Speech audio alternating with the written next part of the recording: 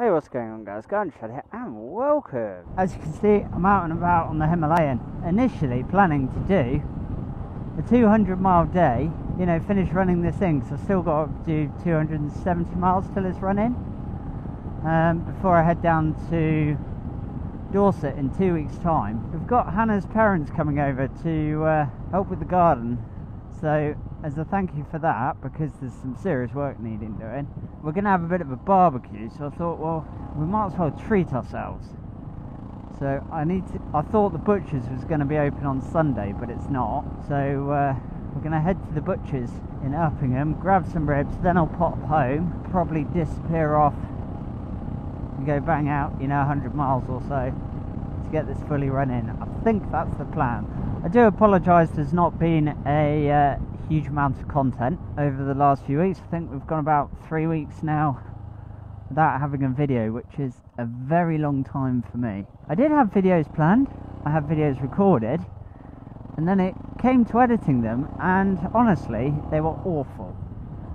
It wasn't even worth putting out. So I'm sort of my own worst critic, I think, but equally, as I said at the beginning of the year, I really want to up the production quality of my channel, and I just didn't feel they were there. Now I still need to sort out a second camera. I've got my GoPro and I need to mount that on the helmet at some point and then have a play with it before I go down to Dorset. So I'm going to try a different sort of type of video while I'm down there, so it'll be interesting to see what you guys think of it.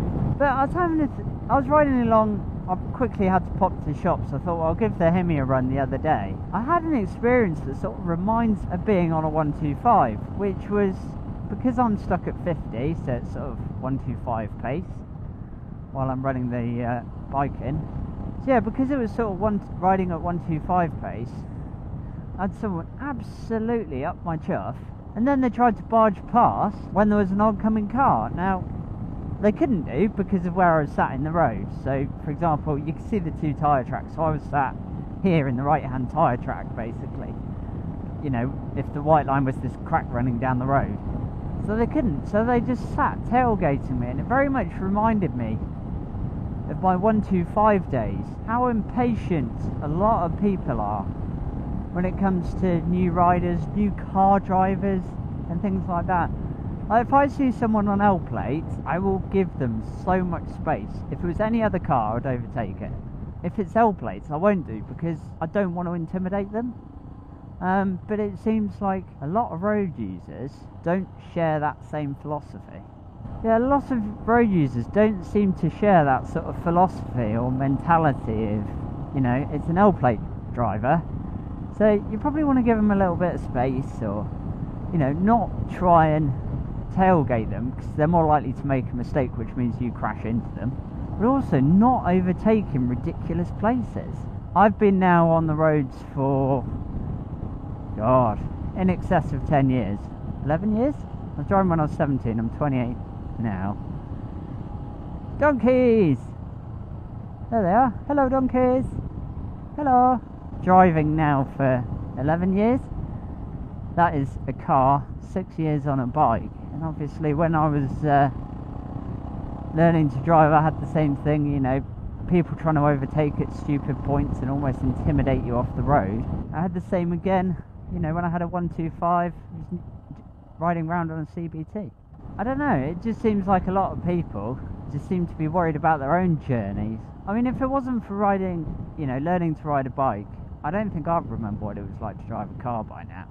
Like, learning to drive a car. I just remember being absolutely terrified the first few times I drove. In fact, I couldn't actually have a driving lesson with my dad, because he used to get really angry, and no joke, I was about to pull out of a roundabout, there was nothing coming, and he yanked the handbrake to give me a bollocking because I wasn't going the way he wanted. So I actually learned to drive a car. Geez, that's a big pothole.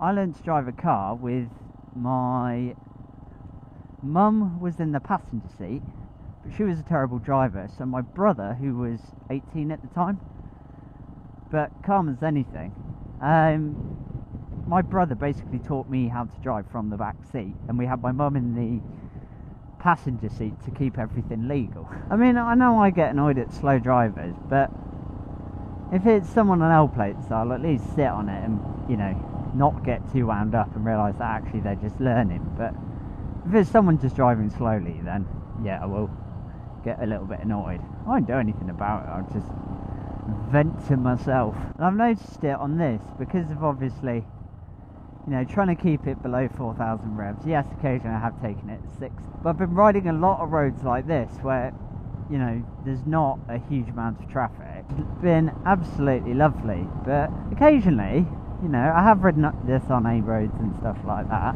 try and barge off the road. My thing to everyone is, you know, please, please, please, if you see someone with L plates, you know, give them some room, be it bike, car, you know, wait till it's really, really safe to overtake them. And that's the thing, I think once you're on a lower powered motorcycle like this, you realise just how vulnerable motorcyclists are, because, okay, you know, I've got the legs on a 125, but even if I was flat out, this won't out accelerate a car. You just realise, you know, when you haven't got the power to get out of a situation, that just how bad a lot of people's driving is.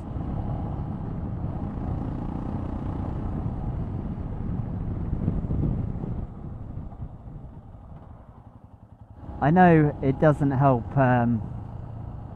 you know, your stopping time when you yank the clutch in, but it's either that will have the bike backfire as it decelerates. Maybe I should stop commenting on bad drivers. Quite like this road on the Himalayan rather than going, you know, the quicker way home. Ah, proper Range Rover. My grandfather always said the worst thing that Land Rover ever did with the Range Rover was put carpet in the boot. I know Range Rovers nowadays are seen as sort of luxury vehicle. Yeah, see, I'd rather have the Range Rover than the old Defender. Oh, God, running a bit rich. They were basically designed for the gentleman farmer. It was something that you could go and tend your sheep with during the daytime, but then you could go out in the evening, you know, for all occasions. And blooming brilliant vehicles the old ones were. There's not a lot of them around, especially, I mean, the 3-door ones are extremely rare, and even rarer because a lot of people bobtailed them for off-roading. So they went through a period where they were really, really cheap to buy. And essentially what they did was lop, you know, a metre or so off the back, make it shorter, so the bodywork wasn't overhanging the rear wheels, which meant you had a great departure angle when you're off-roading. And unfortunately, because of that sort of off-roading phenomenon, there's actually very few 3-door Range Rovers still in their original condition. They're rare as hen's teeth. Things you learn when you have a Land Rover obsessed brother. He's always been obsessed, and I've got an interest in them, but he is genuinely obsessed, and not in the new ones. He hates the new ones. I'd be really interested in riding one of the 650s. That's definitely a test ride I want to try and do at some point this year, you know, when people are allowed to ride bikes again for fun, or rather, you know, once the dealership's open.